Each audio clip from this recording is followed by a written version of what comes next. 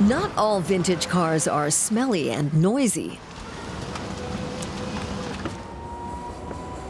Other than the noise of the springs and the tires, you hear nothing. The two-stroke engine is removed. Dirk Lehmann is enjoying a new experience. His steam-powered car from 1938 now has an electric motor. This car is 80 years old, and now it's experiencing a revival. We can enjoy the landscape openly and quietly. My intention is not to change the climate with my car. I can't do that, but I am sending out a signal. I'm showing people that it's possible to change things if you really want to.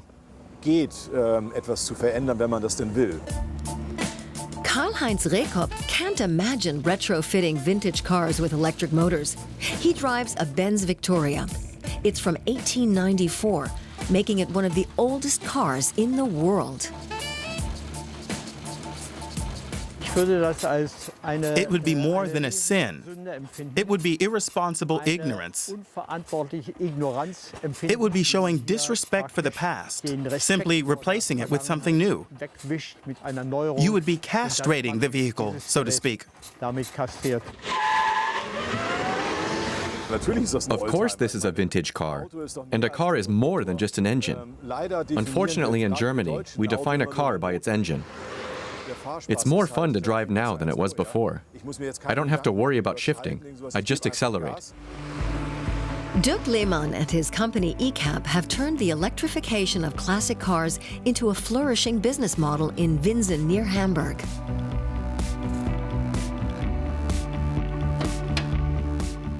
Enthusiasts said, "I'm sick of this. I want to drive electric." And that's how it started. People who couldn't get anything except a boring Tesla. That's like a driving iPad. That's not what they wanted. They wanted a car they liked. Workshop foreman Patrick Benson and his staff work on all types of cars. Each model is individually fitted with the right components after the engine and gearbox have been removed. Such a conversion can cost up to €100,000. Every vehicle we build is unique. Hardly any vehicle is produced twice, and if it is, then with considerable differences. As a result, it's always a challenge to find a convenient location for the batteries and space for all the components in the car. Managing Director Leonie Behrens is currently setting up new ECAP branches throughout Europe.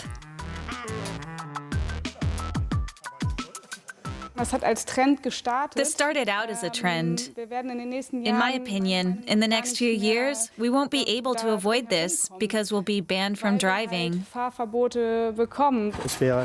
That would be bad. I'd prefer to just not drive. But I'm sure this won't happen because I believe that the conviction prevails that there is no future without a past. There is no progress without understanding what has already been, what was created by our predecessors. The dilemma of retrofitting. For many collectors, classic cars are an investment. Their worth is measured by how original they are. The Berliner Karl Christian Janke has developed an index to determine their value. In principle, the value of a classic car would fall because it would no longer be historical. Value is only particularly high if a car still has the original engine and transmission. Philip Batjani drives an electric car, a BMW i3, but also likes to get into one of his classic cars.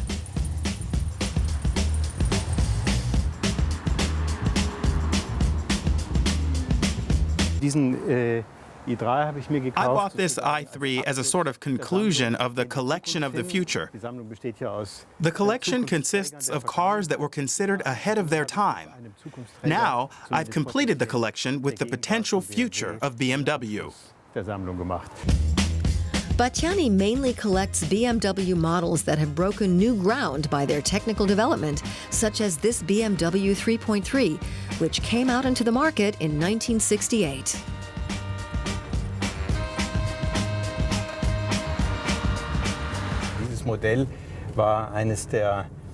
This model was one of BMW's first attempts to build a limousine.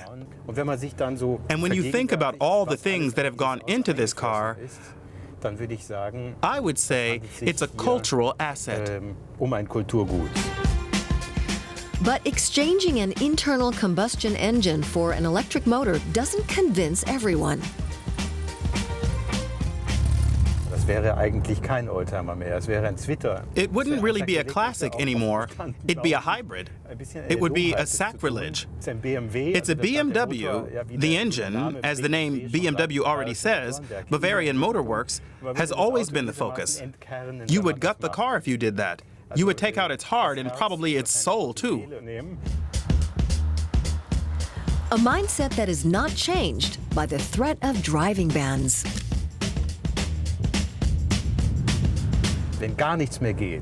If cars with combustion engines are to be banned, then I would simply stop driving them. I would park them somewhere and let them become cultural monuments. I like old cars because they're living contemporary witnesses, and you can experience history in the truest sense of the word. You don't have to walk through a museum. You can get a palpable sense of history. But you don't need the rattle of the engine for that. You can still feel how it is to drive with these springs, the imprecise steering, and the way it looks too. It's still uncertain where the journey will take us, but more and more classic cars are in the fast lane, on their way back into the future.